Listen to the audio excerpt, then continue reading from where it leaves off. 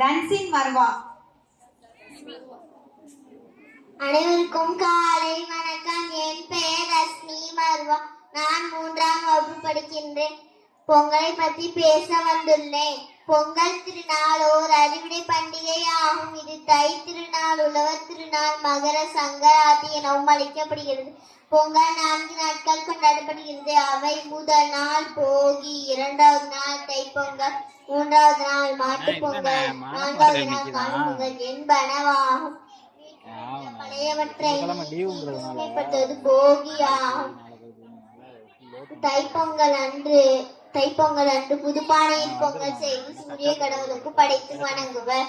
மாட்டுப் பொங்கல் அன்று உழவு தொழில்களுக்கு உறுதுணையான மாடுகளை அலங்கரித்து வணங்குவர். காணும் பொங்கல் அன்று உற்றார் உறவினர்கள் நண்பர்களை கண்டு மகிழ்வர். உழவுக்கும் இயற்கைக்கும் நன்றி தெரிவிக்கும் நாளே பொங்கல் திருநாளாகும். தை பிறந்தால் வழி பிறக்கும் என்பதற்கேற்ப கொண்டாடும் திருநாளே பொங்கல் திருநாளாகும். நன்றி, வணக்கம். அனைவருக்கும் இனிய பொங்கல் நல்வாழ்த்துக்கள். Wow, very good Dasni Marwa. Super.